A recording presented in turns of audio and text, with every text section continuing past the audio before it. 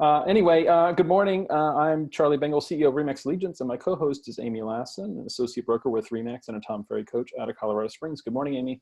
Good morning again.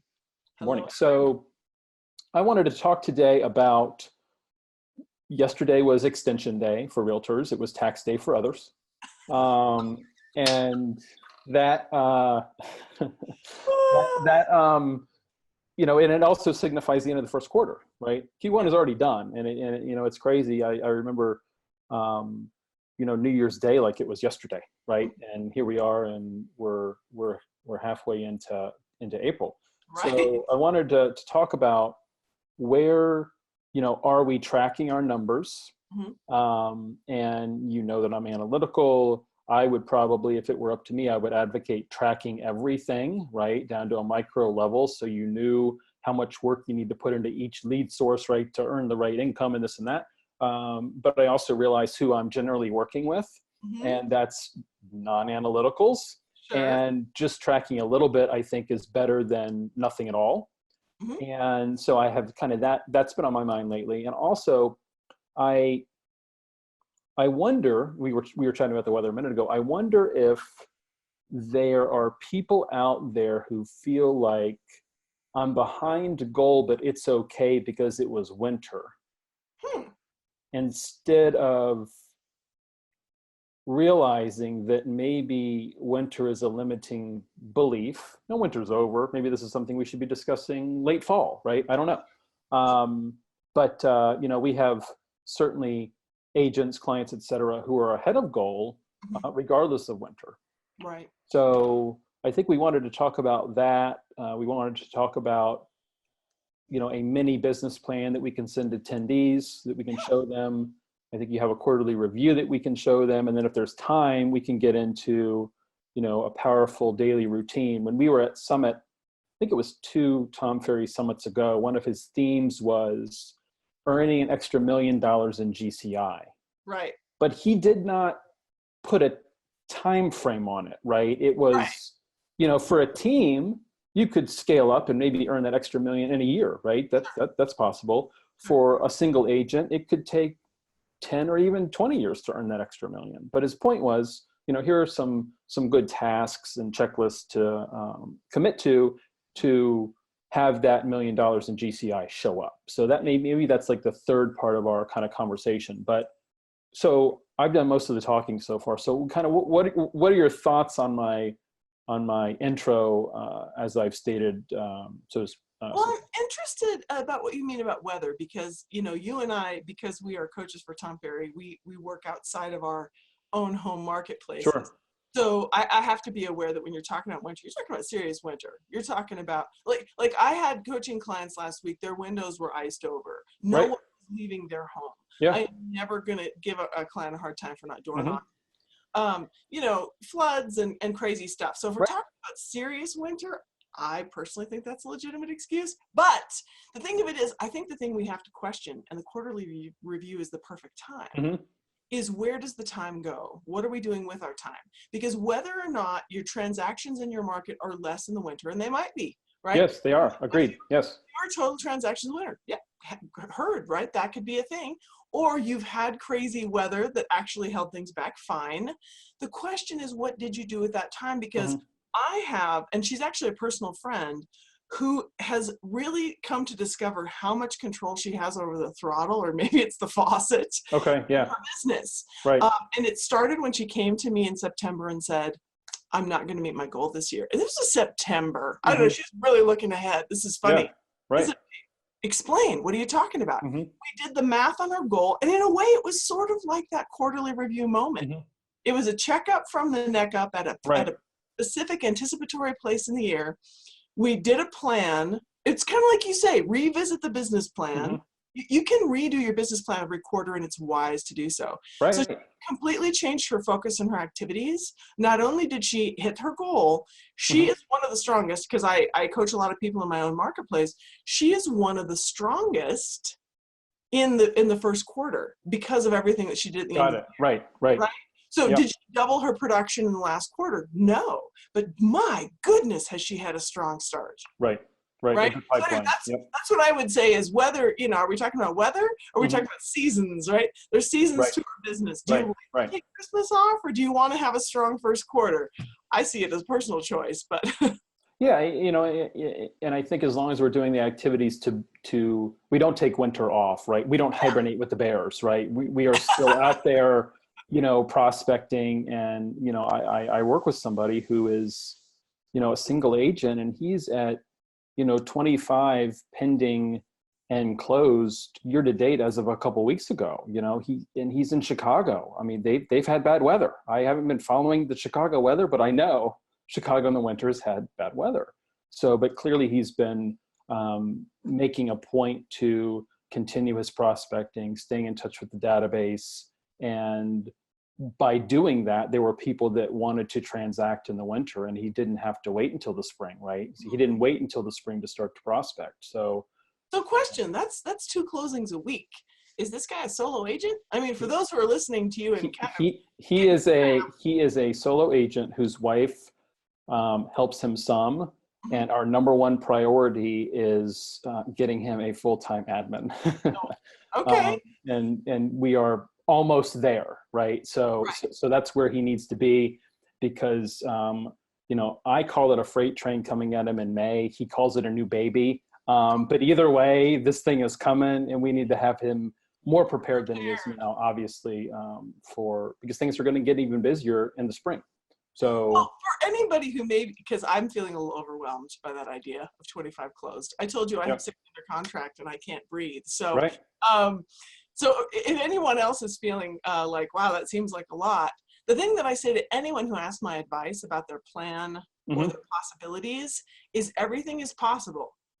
Everything is possible. Agreed. Let's write the plan, and then you get the choice to choose. I'll show you, and you get to say, oh, heck, I'm not doing that, or right. I'm in. Right. So I think, again, to your point about business planning and quarterly review, this is your opportunity to see, where does the time go? What am I focused on? And what do I want to make happen? Right. And I like to say, and I stole this, I'm sure, from someone else, but what is our only limit in this business? It's time. Oh, that too. I like it. So funny. Limiting beliefs in time. Right. Yeah. I mean, that's really what it is, and. Well, but I think everyone has the same amount of time. I guess that's why I say it's belief. Well, I like that. No, that's interesting. I had someone say to me, they asked me to do something because they said that this other person at the office didn't have the time. And I said, that's interesting, because it was really an insulting ask. I said, that's interesting. We all have the same amount of time. Right. But what makes you think I'm more willing to give you mine than she is? Right. But at some point you can only scale up as one individual without adding more because of time, right? I mean, you have to prioritize in the whole bit. But I like your idea of, oftentimes the issue is not time, the issue is a limiting belief. Right, because you just have to structure it, right? Whether it's what you focus on or what you hire out, it's all about the plan, which we exactly. So speaking of plans, why don't I pull up this mini business plan, and we can share it with our viewing audience.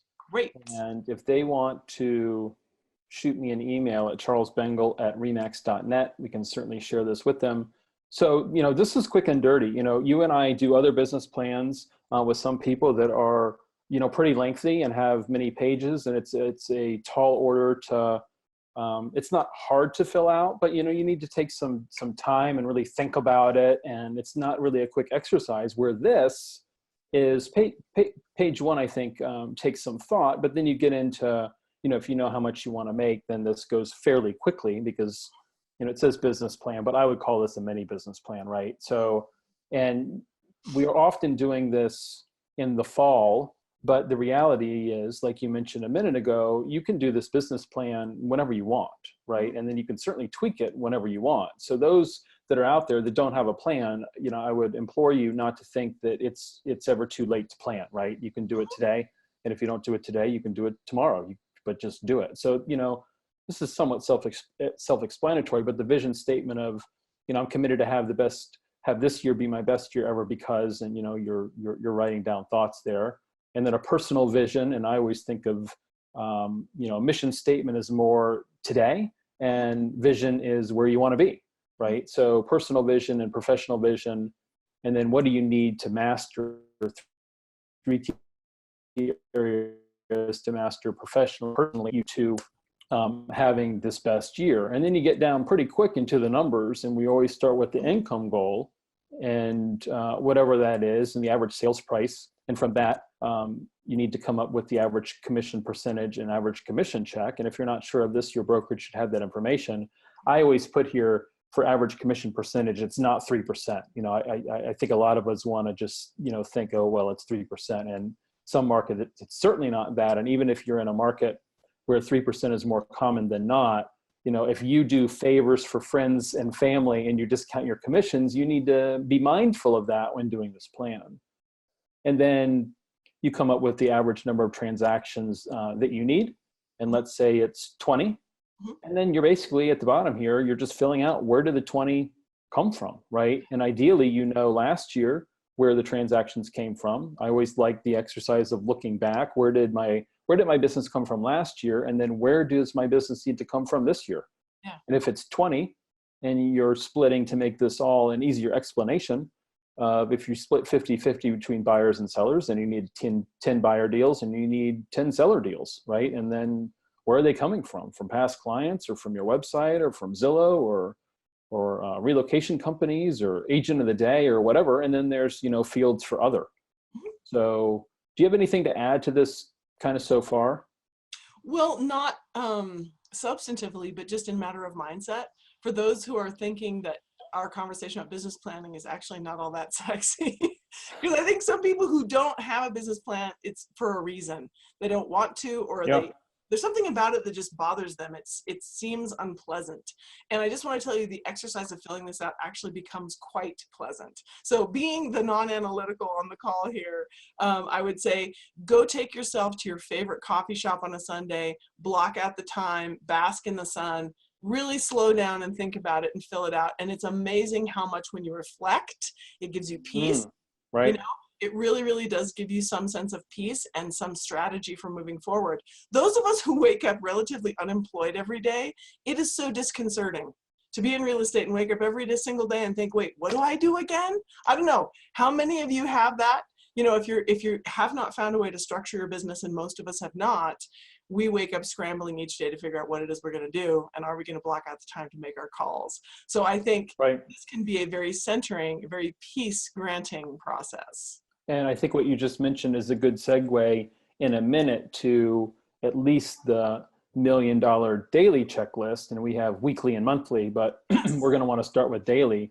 So, you know, once you have your number, and let's say we said it was 20, so this year's transactions needed is 20. And this is where tracking, ideally, you know your own number, right? Tom Ferry talks about this a lot, you know, tracking and knowing your own numbers instead of using somebody else's number. But in this case, we use the number 40 conversations to get to a sale. So you're multiplying that 20 by 40, and in this case, it would be 800. And then we're dividing by 11. And this is where the math in my head ends. And I'm not going to pull out the calculator, but we use 11 because the thinking is we're going to be off for a month, whether it's vacation, illness, you need to take a day off, whatever it is. And then you're just dividing the number by 20 because that's the number of working days per month. And then that's the total daily conversations needed. Again, using this simple formula of 40 conversations to a sale. A more experienced agent, that ratio may be better. In other words, it may be fewer conversations to a sale, and a newer agent, it may be more conversations to a sale. And oftentimes, frankly, this is why it's important, I think, to track per source of business. If you're talking to Sphere, your conversion level is going to be better than if you're calling FSBOs or expireds. I mean, that's just kind of the nature of it. So that comes up with that total daily conversations needed.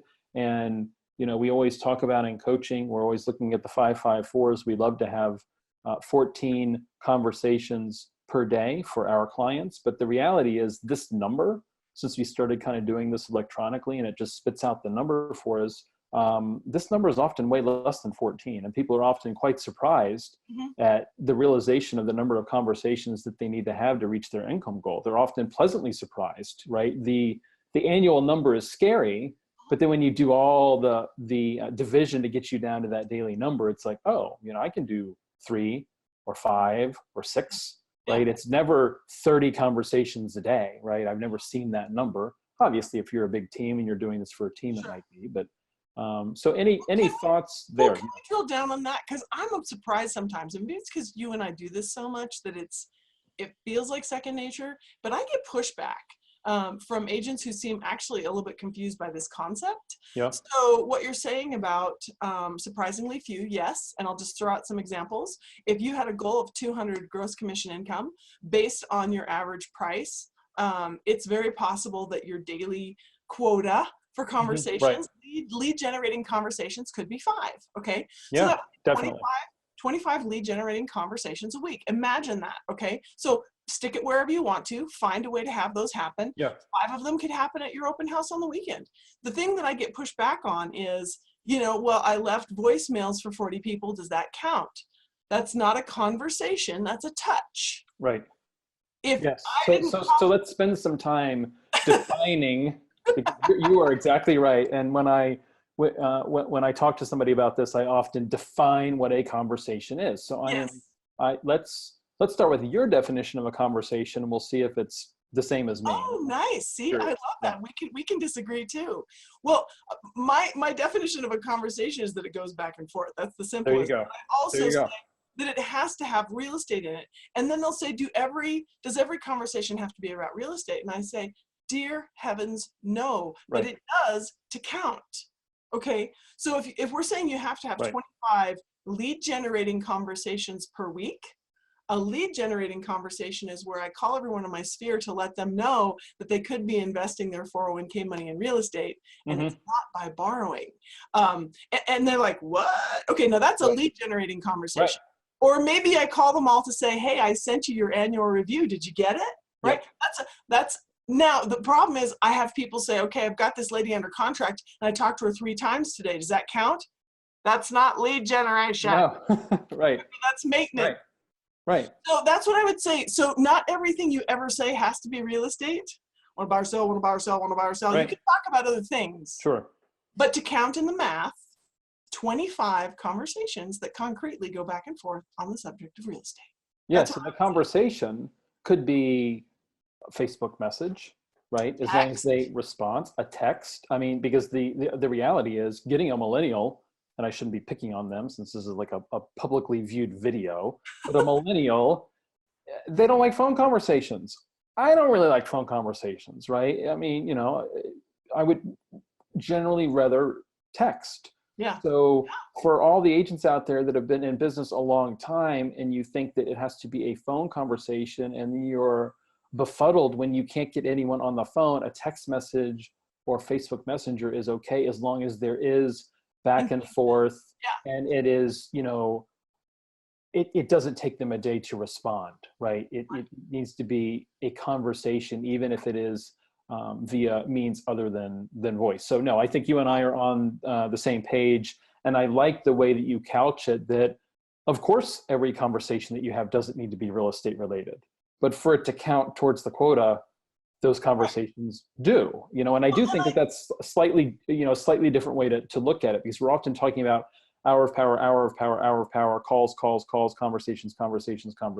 And then you dig in deeper and you ask, well, when you had your, 20 conversations last week, what did you say, right? Yeah.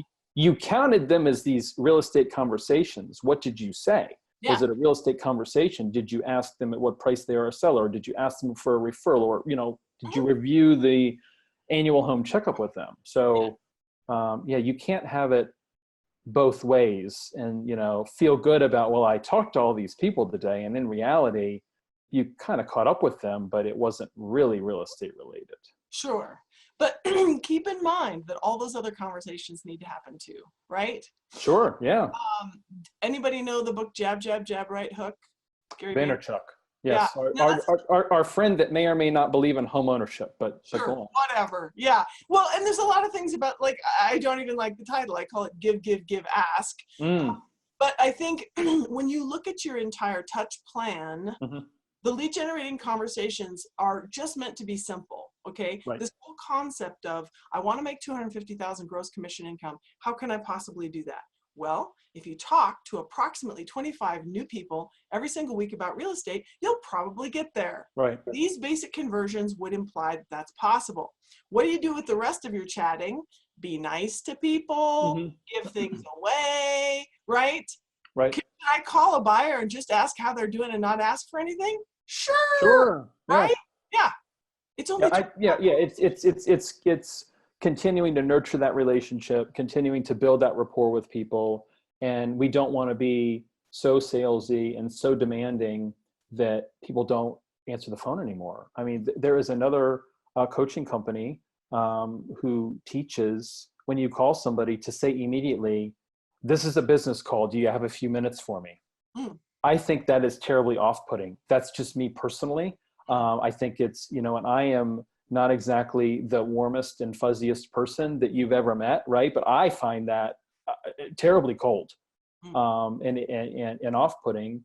But it works for some, clearly, and there's no wrong way to generate a lead. So I'm always encouraging our associates at Allegiance, you know, whether I'm coaching them or not, to, you know, find scripts and ways to talk to people that you're comfortable with as long as they're effective. But, you know, trying to get somebody to do something that they're just not comfortable with, it doesn't really work. Their heart's not in it, you know, that sort of a thing. But it's interesting that the way you and I do it may not be the way other people do it. And it may, the other way may not be the wrong way, because there's a million ways to make money in this business. I think where I'm going with this tangent is just pick up the phone. Right, that's true. That's true. And the thing that I emphasize is just know your value and be prepared to share it. I think some people are afraid to pick up the phone and they say, I don't know what to say. And I get that. Right. Okay. If you can't think of anything else to say, just call and be nice. Get over your phone phobia by calling and checking up on people and being nice, and don't even talk about real estate. How about that? Yeah. Right? Yeah. Let's get back into the gym with gently, right? Let's just do a little bit of stretching. Right. Beyond that, if you want to talk about real estate in the future, figure out what your past clients and friends and coworkers from other careers may want to talk about. We are not salespeople in as much as we force people to move. Right. Right? I'm never calling somebody to talk them out of living where they live. Well, right? no. Ever. No, right. No. So figure out what is your value. Yep. Right? Yep. I'm here to update you on your home's value. I'm here to make sure that you're carrying enough homeowners insurance if you're in Colorado and your house might burn down. You know, things like that.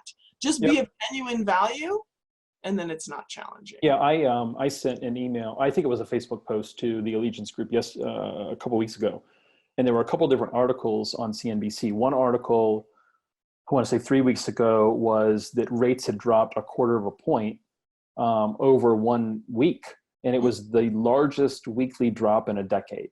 Right. And then the next week, so this was 2 weeks ago maybe, was the article was that I think 3.5 million Americans could save money by refinancing.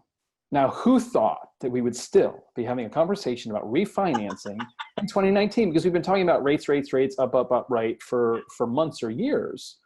And but the point was, when I posted that, and I also sent it to a group via email, my point was, what an easy touch point.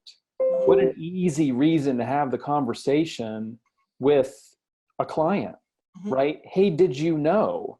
And they may not want to refinance. They may have the world's greatest rate, but it opens up the door to other conversations. You know what? We don't need to refinance, but we're pregnant again, and we have outgrown this townhouse, and it's time to go to a single family. And you wouldn't know that by picking up the phone. So I think using this topical information, whether it's wildfire season, do you have enough insurance in the West, and you know, or it's the rates have dropped. We pay attention to this stuff. What I think we forget is, because we're in it all the time, and especially as realtors, like 24/7 in it, we assume, and also the people that we spend time with the most are in it all the time, probably friends and whatnot, right? Our clients are not. Our clients are not paying attention to rates or their homeowners insurance necessarily, right? Or they haven't noticed that prices have increased, you know, far more than they thought. They don't realize how much equity they have, right? They've forgotten that, you know what, man, that leak, it keeps happening in the living room. I've got to get this thing taken care of. You know, I get it patched. I need a good roofer. They don't think of us as a good resource for that. Right. So, you know, how are we reminding them of all of that, I think is important. And these are all good reasons to call. And, you know, Chuck Klein, who is one of the managers here, he, you know, he has a really good script and it's real estate related. It's, hey, how's the house? He helped me buy this condo years ago. I was not licensed in the district and I needed, you know, assistance buying, and because I couldn't obviously do it on my own. I'm like, hey, I need some help with this. So like for the next 3 years when I would see him, he'd say, hey, how's the house? It's just second nature to him. And it's such an easy opening, Yeah. right? And then the other one, and we probably need to go, we're gonna have to wait on the $1 Million Daily Checklist for next time, because it always goes by quick. But the other one, when it's, hey, I don't know what to say, is the old Ford acronym, right?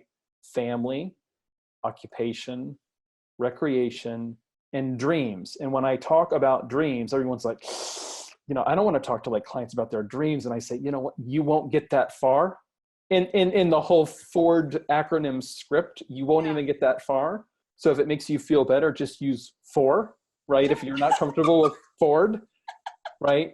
How's the family? What's going on with work, right? How's the, you know, little league? How's the rec league? And if you're taking all of these, when you have these conversations and you keep really good notes in your CRM, it makes it so powerful. We just got a new puppy and his name is Charlie and he's the most adorable golden retriever you've ever seen. When I call them in a quarter, I'm like, hey, how's Charlie doing? Is he still chewing up the house? Their mind is freaking blown that you somehow remember the name of their dog, and you didn't because you just wrote it down. But you look so good, right? Yeah.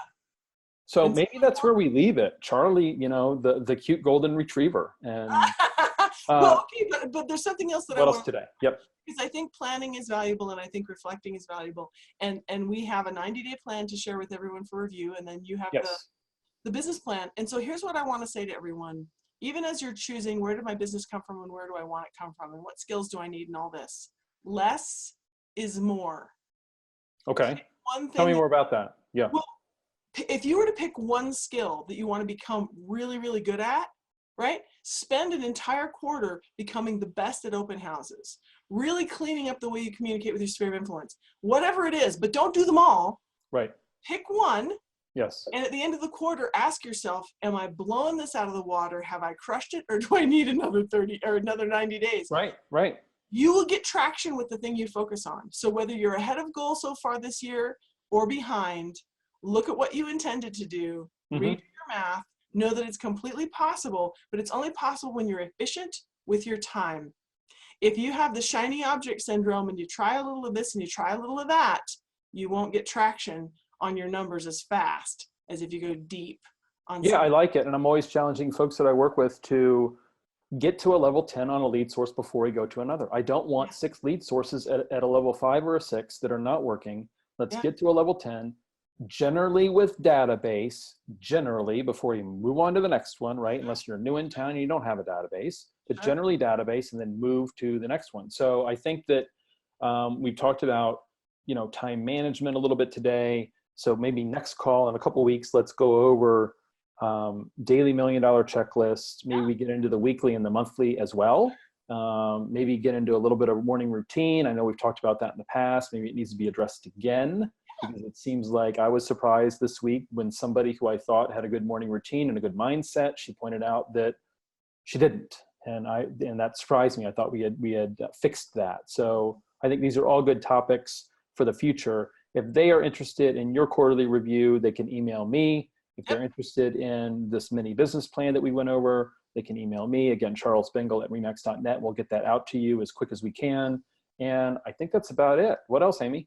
Well, the key to time management is not spending any time on things that don't matter. There you go.